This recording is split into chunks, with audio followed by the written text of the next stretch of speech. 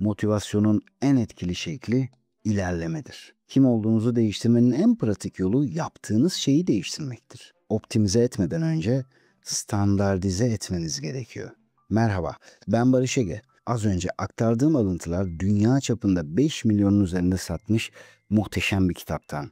James Clear tarafından yazılan Atomik Alışkanlıklar kitabından çok sevdiğim bazı sözler. Öncelikle kitap bize hedefleri değil de sistemleri benimsememiz gerektiğini anlatıyor. Nasıl mı?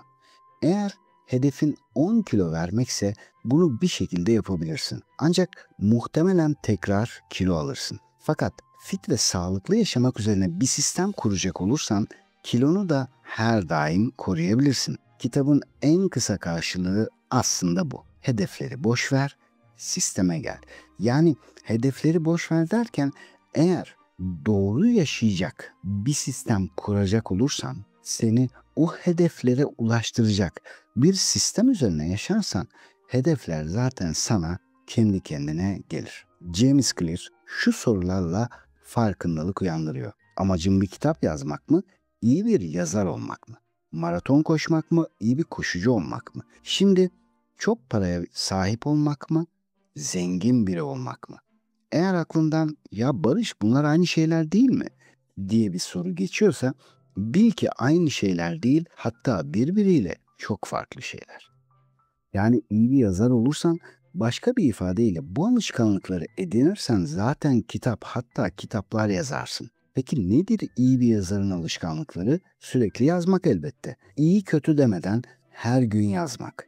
Peki iyi bir koşucu olmak? Bu konuda sürekli antrenmanlar yapmak elbette. Zengin olmak, zengin biri gibi düşünmek ve davranmak demek. Bak, örneklere dikkat edecek olursam burada seçeneklerden biri geçici bir heves yahut uğraş, diğeri ise bir karakter. Her gün bir şeyler yazarsan mutlaka iyi bir yazar olursun çünkü bu alışkanlık seni iyileşmeye götürür. Peki nasıl iyileştireceğiz alışkanlıkları? Neden bu kadar zor? İyi bir alışkanlığa sahip olmak. Çünkü kötü alışkanlıkların getirisi hemen anında alınır. Yani her sabah poğaçaları, börekleri yemek gibi bir alışkanlığın varsa onun hazzını anında yaşarsın. Ancak gelecekte acısı fazla kilolarıyla çıkar. İyi alışkanlığa da örnek spor olsun mesela. Bugün spora başlayacak olursan ilk zamanlar getirisi yorgunluk ve kas ağrıları olacaktır. Ancak sabredersen gelecekte sana sağlıklı, güçlü ve fit bir vücut olarak getirisini sunar. O halde yine şöyle bir soru gelebilir aklımıza. Yani tamam, hepsi tamam ama o iyi alışkanlıklara yani getirisi uzun vadede ya da orta vadede olacak o iyi alışkanlıklara nasıl ulaşacağız? Yazarın bu konuda çok güzel bir sistemi var. Birazdan tabii kitabı özetleyeceğim ama yazarın önerisi atomik alışkanlıklar oluşturmak. Yani kitabın ismi de zaten Atomik Alışkanlıklar. Şöyle diyor, atomların moleküllerin yapı taşları olması gibi atomik alışkanlıklar da dikkate değer sonuçların yapı taşlarıdır. Atomik alışkanlıklar ifadesinin anlamı bu. Küçük ve yapılması kolay değil yalnızca. Aynı zamanda inanılmaz bir güç kaynağı olan düzenli bir uygulama veya rutin.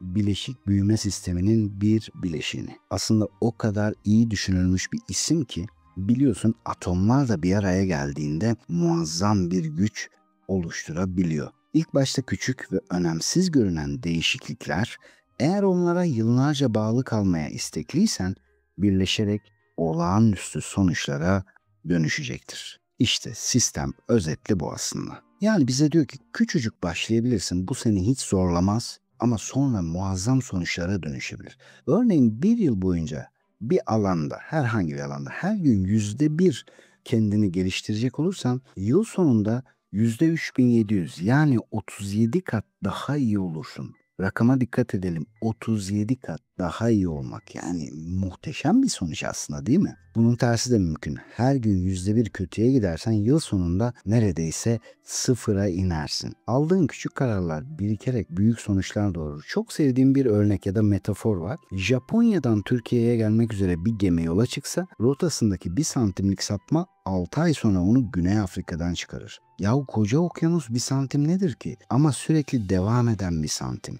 İşte sonunda çok çok büyük bir sonuç ortaya çıkarıyor. İyi ya da kötü anlamda. Aynı zamanda alışkanlıklar çeşitli bileşenlerden meydana gelen otomatik davranışlardır. Alışkanlıklarımızı yönlendirerek ve bir bütün haline getirerek sistemler inşa edebiliriz. Ve bu sistemler bizim kişiliğimizin bir parçası, hatta bizzat kendisi haline gelince hedeflere ulaşmamızı sağlar. İyi alışkanlıklar inşa etmek, kötü alışkanlıkları bırakmak için faydalı teknikler barındırıyor aslında. Yani kötü bir alışkanlığı bırakmaya uğraşmak, kendimizi zorlamak, kasmak yerine iyi alışkanlıklar edinecek olursak o kötü alışkanlıklar zamanla zaten üzerimizdeki önemini yitirecek ya da baskısı kalmayacak. Bizleri hedeflerimize götüren şey sistemdir. Ve bu sistem içinde atomik alışkanlıklar küçük, somut ve yapılması kolay rutinlere dayanıyor. Yine devamında konuşacağız. Çok önemli bir şeyden bahsediyor. Alışkanlıklar işaret, arzu, tepki ve ödül olmak üzere 4 bileşenden oluşur diyor. Kimliğinize dayalı alışkanlıklar oluşturmak bunları kalıcı hale getirmenizi sağlar. İşaret yani tetikleyici, yani sana alışkanlık oluşturan eylemi hatırlatan şeydir. Bir hatırlatıcı. Arzu, alışkanlığı yapmak için duyulan özlem, yani bir bakıma dürtü. Eylem, yani tepki vermek, o alışkanlığı yaparkenki davranışımız. Ödül ise o eylemi yaptıktan sonra iyi hissettiren kazançtır. Bak 4'e bölmüş, son derece güzel. Ve devamında şöyle ilerleyebiliriz. İyi alışkanlıkları görünür kıl. Yani ilgi çekici ve cazip kıl, kolaylaştır ve tatmin edici kıl. Bir alışkanlığı görünür kılmak, onu zahmetsizleştirmek.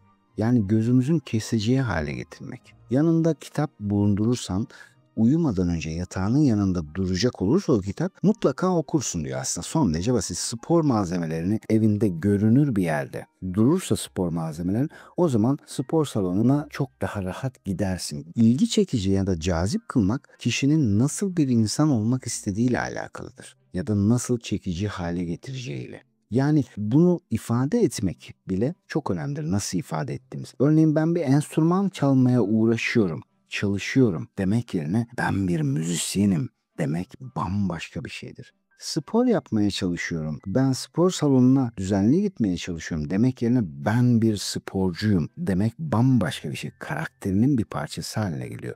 Bunu bir süre yapmak yeterli oluyor hakikaten, çünkü bilinçaltı bir sporcunun ne demek olduğunu çok iyi biliyor.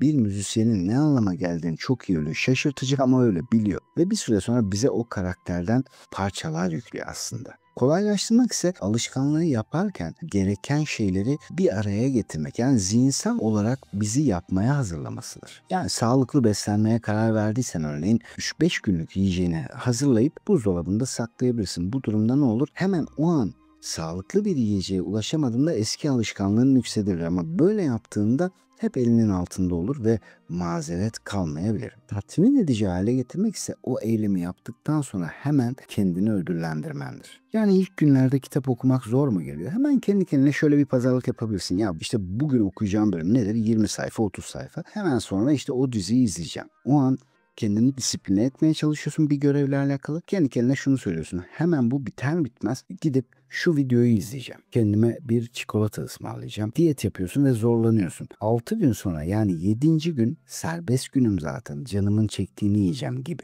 Kötü alışkanlıklarla ilgili de ne diyordu? İyi alışkanlıkların tam tersi. Onları görünmez, itici kıl, zorlaştır, tatmin edici olmaktan çıkar.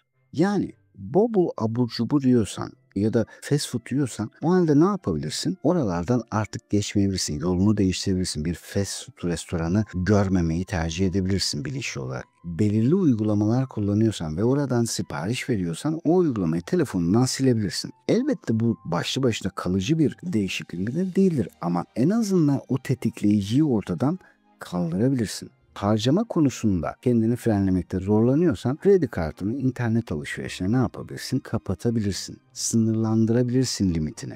Evet, bu istediğin zaman değiştirebileceğin bir şey, ama en azından ne zorlaştırmış oluyorsun. Sigaranı yanında taşımazsan azaltabilirsin. Tabii kitabın içinde bunlara dair çok örnekler var. O yüzden ben burada sadece kitabı özetlediğime göre bazı örnekler veriyorum. Çok ayrıntılara girmeden, fakat kitabı okumanı şiddetle tavsiye ediyorum tabii ki. Şimdi bir de kitabın içinden bazı alışkanlık oluşturma taktiklerine bakalım ve yavaş yavaş sonlandıralım. Öncelikle bir alışkanlık puan kartı oluşturulabilir. Yani günlük alışkanlıklarının bir listesini yaparsın mesela. Hepsini bir kağıda, bir ajandaya ya da bir mantar pano varsa duvarda önce bir kağıda yazıp oraya asabilirsin. İyi alışkanlıkların yanına artı, kötü alışkanlıkların yanına eksi ya da istediğin bir işareti koyabilirsin. Böylelikle bir gün, 2 gün derken oraya baktıkça gerçekten hangisini değiştirmen gerektiğine karar verebilirsin. Bunu bir adım ileriye taşıyıp oradaki kötü alışkanlıklarının sana verdiği zararları yazabilirsin. Bırak kalem kendi kendine hareket etsin. İçinden geldiği gibi bu kötü alışkanlık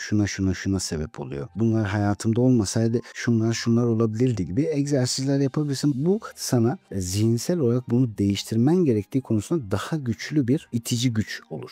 İlk adımı atma konusunda çok daha rahatlarsın. İlk adımdan sonrası zaten kolaylıkla geliyor. Şimdi alışkanlık oluşturma taktiklerine hemen bir bakalım. Alışkanlık istifleme ya da öncelik sonralık ilişkisi. Bu bir taktik. Kötü alışkanlıkları ekarte etmek yani bırakmak adına alışkanlıklar arasında bir öncelik sonralık zinciri oluşturulabilir. Mesela sabah uyandığında hemen sigara içiyor olabilirsin. Ya da sabah uyandığında ne yazık ki birçok insan gibi yarım saat 40 dakika sosyal medyada kim ne paylaşmış diye merak ederek vakit kaybediyor olabilirsin. Hatta bu aynı zamanda tabii psikolojini de bozabilir. Bunun için mesela sabah uyandığımda önce bir bardak su içeceğim ya da bir meyve suyu içeceğim. Mutlaka en az 10 tane şınav çekeceğim. Meditasyon yapacağım. Tefekküre oturacağım gibi şeyler söyleyebilirsin. İşte bu küçücük şeyler ne yapacak? Seni o sosyal medyada gezinme, hemen elinin sigaraya gitmesi ya da farklı alışkanlıklardan yavaş yavaş uzaklaştıracak. Yine çok güzel bir taktik, aradan çıkarma taktiği. Mesela sevmediğin, yaparken zorlandığın bir şeyi yaparken hoşlandığın bir şeyle beraber yapmak. Çok sevdiğin bir filmi ya da bir videoyu izlerken spor yapmak gibi.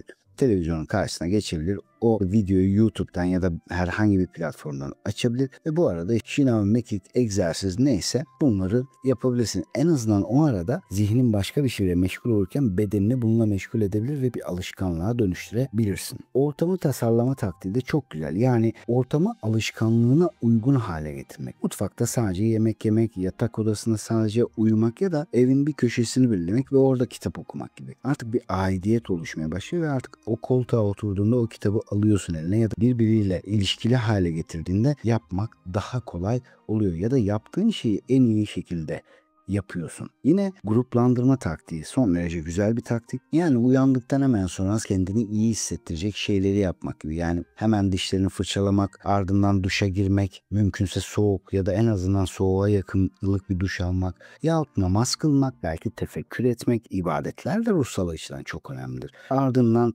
giyinmek, belki de güzel bir koku sıkmak, aynada kendine güzel şeyler söylemek, afirmasyonlar yapmak gibi. Tabii ki örnekler çoğaltılabilir. Ama önemli olan basit, uygulanabilir ve faydalı alışkanlıkları grup haline getirmek, birbiriyle ilişkilendirmek, zincirin halkaları gibi. Yani birini yaptığın anda bilinçaltının seni diğeri için yönlendirmesi. Son derece ne oluyor? Kolaylaşıyor burada. Zamana bölmek ya da zamanı tasnif etmek taktiği. Burada da yine çok basitleştirilmiş bir formül var aslında. En güzel tarafı burada zaten hep basitleştirilmiş şeyler olması harika. Yani bir alışkanlığı edinirken mesela o en rahat ne zaman yapıyorsun? Ya da onu yapma konusunda en istekli olduğun zaman, en verimli olduğun zamanlar hangi dilimlerdir? Yani bir egzersiz, bir kitap okuma, ne bileyim yeme içme alışkanlıklarında yaptığın değişiklikler. Dolayısıyla neyi, ne zaman yapmaktan daha çok hoşlanıyorsan ya da en verimli zamanın hangi dilimse buna göre ne yapabilirsin? Tasnif edebilirsin. Yani sabah kitap okumak gerçekten sana hiç çekici gelmiyorsa onu öğlen ya da akşama mola verebildiğin bir zaman dilimi varsa oraya koyabilirsin. Evinin yakınında bir park varsa her gün kahve termosunu alıp oraya gidebilirsin. Bu benim için mesela çok güzel bir şey. Gibi bunlar elbette ki istediğin gibi tasnif edebileceğin, istediğin gibi zamana yayabileceğin özgürlüklerindir. Ne kadar çalışırsak çalışalım, işimiz ne olursa olsun bunları yapabiliriz kendi hayatımız sonuçta.